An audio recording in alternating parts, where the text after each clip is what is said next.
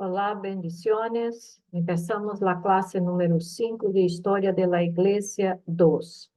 Y vamos seguindo hablando de la Iglesia contemporánea. Otra característica de este período es el liberalismo.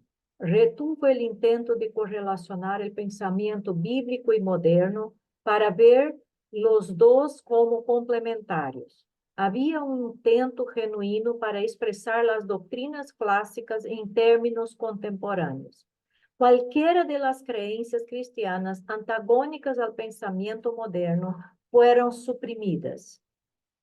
El fundamentalismo.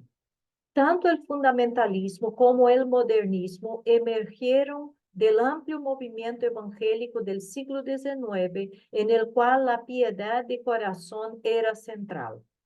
El fundamentalismo puede ser defendido como un movimiento organizado a inicios del siglo XX para defender al cristianismo protestante ortodoxo en contra de los desafíos del liberalismo teológico, la alta crítica de la Biblia, la evolución y otros modernismos que se juzgaban eran dañinos a la fe tradicional. Las organizaciones en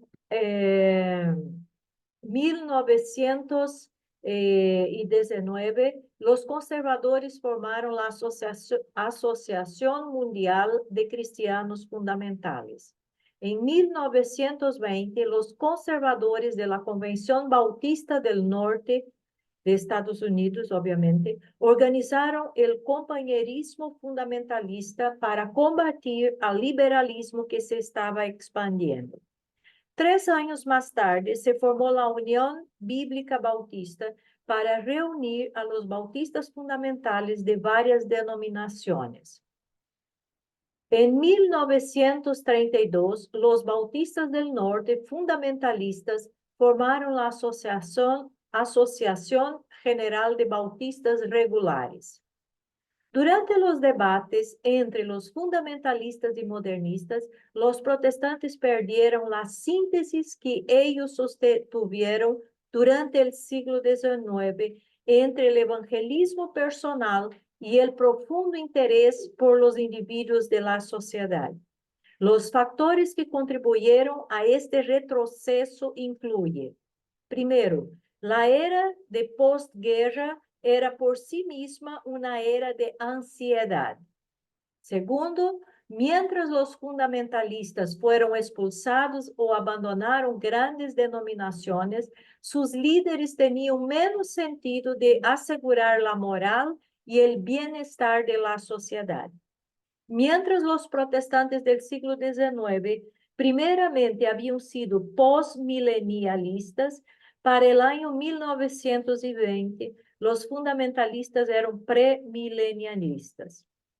Los fundamentalistas eran separatistas en relación a la sociedad, enfatizando la separación de la Iglesia y el Estado.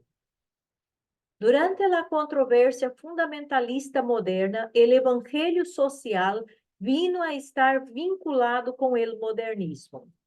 Lógicamente, el fundamentalismo no necesitaba una filosofía social en particular, pero vino a estar vinculada en la mente de las gentes con los intereses comerciales. En los años 1940, hubo dos campos diferentes dentro del fundamentalismo. Uno más abierto a la crítica literaria e historia de la Biblia y otros asuntos tales como la evolución que la otra. El grupo más abierto se apropió del término evangélico. Los conservadores permanecieron separatistas, formando el Concilio Americano de Iglesias en 1941 como la alternativa al Concilio Mundial de Iglesias, mientras el más liberal formó la Asociación Nacional de Evangélicos en el año 1942. Los evangélicos. Entonces ya hemos visto que el término evangélicos es un término muy moderno y muy reciente, podemos decir. No viene de la época de la Reforma, no viene de la época pós-Reforma, viene ahora de más o menos un siglo atrás.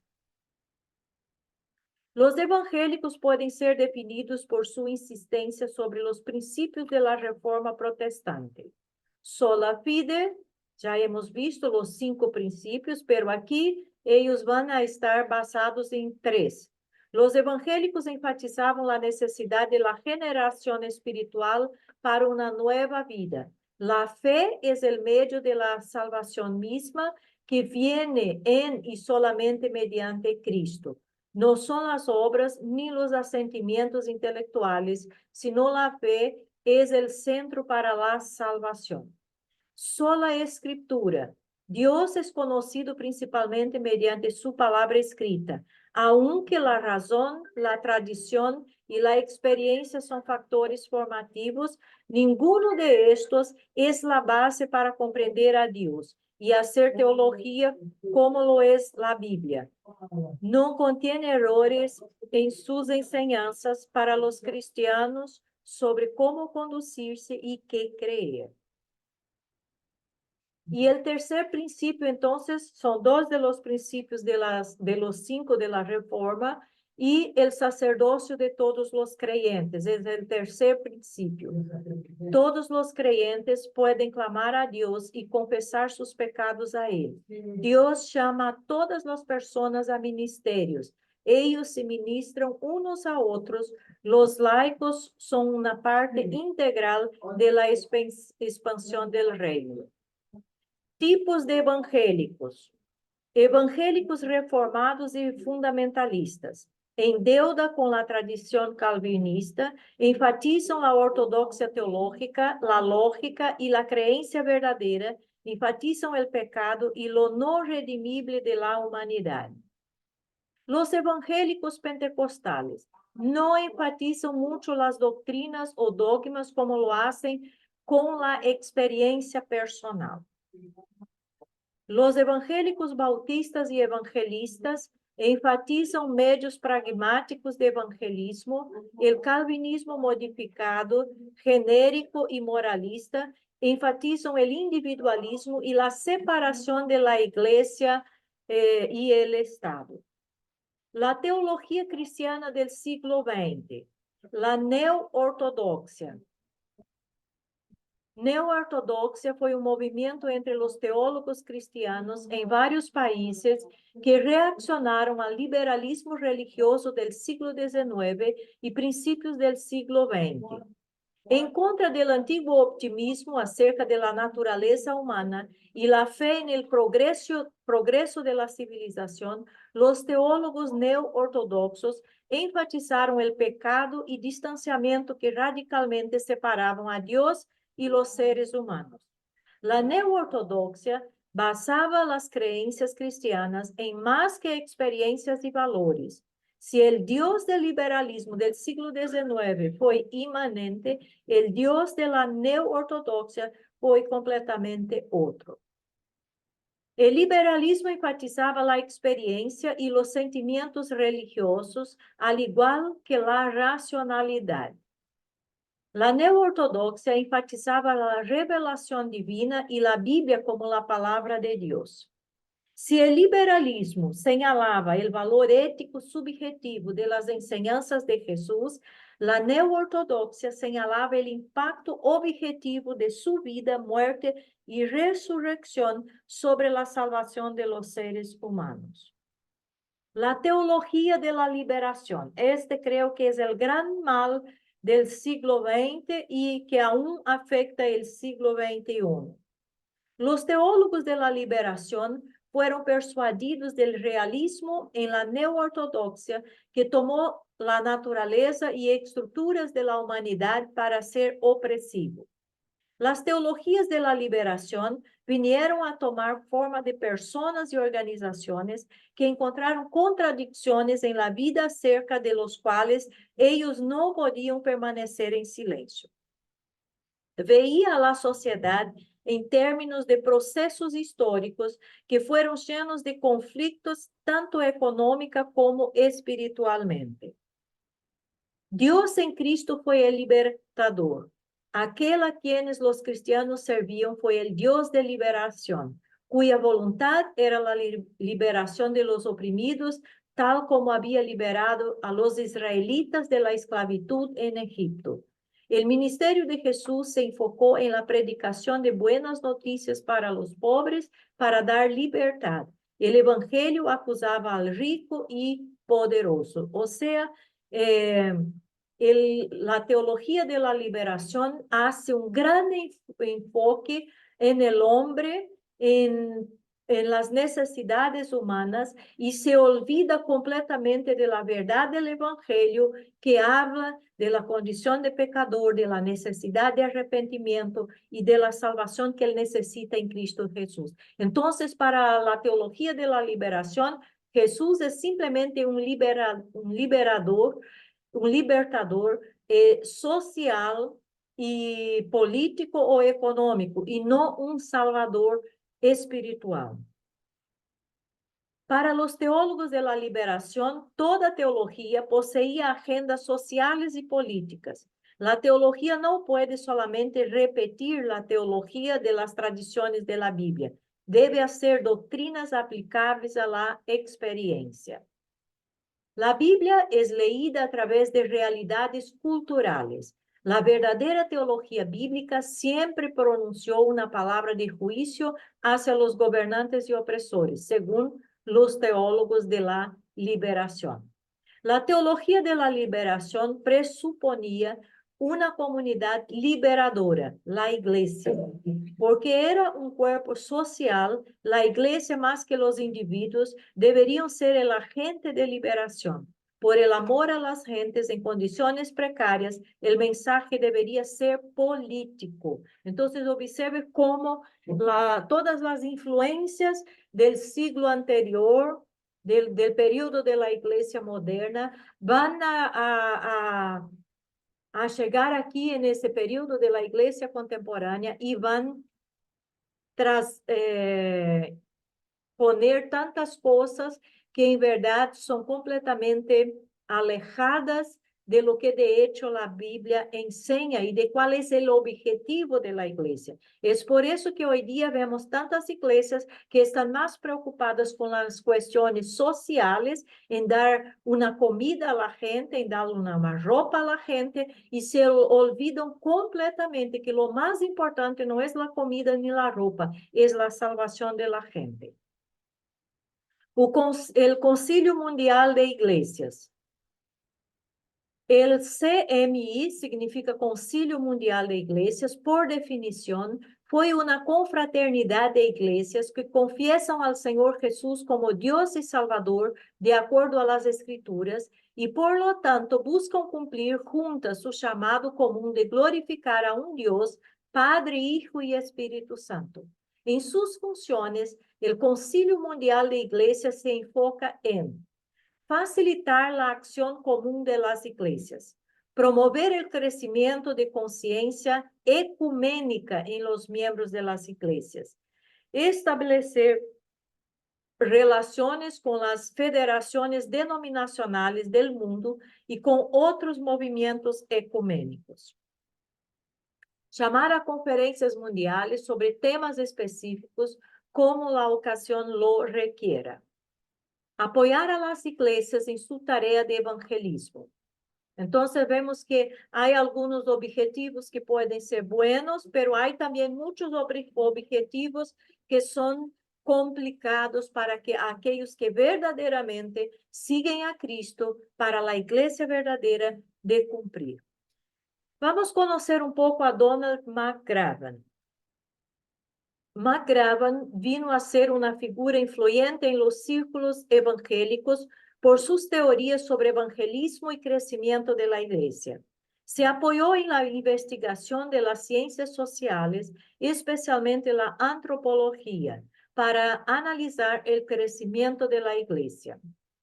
El evangelismo necesitó usar el puente natural de las gentes. Las misiones deben centrarse en gentes no alcanzadas por el Evangelio en lugar de iglesias ya existentes. Este punto es muy bueno. Los misioneros deben ver a las gentes en grupo y alcanzarlos como tales. En 1961, McGraven principió el Instituto de Crecimiento de la Iglesia. En 1965, este instituto se movió al Seminario Teológico Fuller. En 1970, publicó el ampliamente conocido y usado libro Entendamos el Crecimiento de la Iglesia. Organizaciones misioneras. Para contrarrestar al Conselho Mundial de Iglesias, Billy Graham organizó conferencias que se reunieron en Berlín en 1966, en Lausana en 1974, en Manila en 1989. Estas conferencias reunieron a evangelistas y líderes evangélicos de todo el mundo. Y estas conferencias de Billy Graham no fueron solamente estas tres. Hubo muchas, incluso aquí en Brasil también hubo conferencias evangelísticas de Billy Graham. Entre las más importantes agencias misioneras del siglo XX estaban los traductores de la Biblia Wycliffe, el Instituto Lingüístico de Verano fundado por Townsend. Finalmente, Wycliffe vino a ser la agencia misionera protestante independiente más grande del mundo, enviando más de 5,000 misioneros, quienes produjeron más de 300 traducciones de la Biblia. Observar que esta misión, esta agencia misionera, tiene como su objetivo principal exactamente la traducción de la Biblia para los distintos idiomas, principalmente aquellos que aún no tienen la Biblia traducida para sus idiomas. Entonces, es una agencia muy importante. Veamos un poco del contexto de África. Los movimientos o iglesias nativas en África han sido llamadas proféticas, separatistas, mesiánicas, mileniales o sionistas, pero el nombre más común es Iglesias Africanas Independientes. Hay varios grados de ortodoxia que caracterizan estas iglesias, combinadas con otras creencias, entonces hay mucho sincretismo religioso, 5,000 distintos movimientos religiosos entre 290 tribus diferentes en África. Aproximadamente 10 millones de cristianos africanos en el año 1900. 145 millones en 1970 y 400 millones en 2002. Muchos de estos grupos nativos estuvieron orgullosos de que no abandonaron sus costumbres espirituales africanas. Aquí está el gran problema, porque muchos de esos que son considerados cristianos en África, en verdad no lo son. ¿Por qué? Porque siguen con sus prácticas espirituales alejadas de la Biblia y al mismo tiempo están en alguna iglesia o participan de algún grupo cristiano y así se dicen cristianos, cuando en verdad no son. Ahí pasa lo que pasa. La adoración es emocional. Sanidad incluyó remedios para la falta de trabajo, disputas familiares, racismo, discordias maritales y pleitos tribales. Algunas veces el énfasis en los demonios obscureció el mensaje de victoria. Es tanto énfasis en demonios que el mensaje de victoria que el Evangelio presenta es olvidado. Y con estos informes de la condición de cómo es el Evangelio en líneas generales, cómo se caracteriza en África, nosotros finalizamos esta clase. Nos vemos en la última clase. Bendiciones y hasta pronto.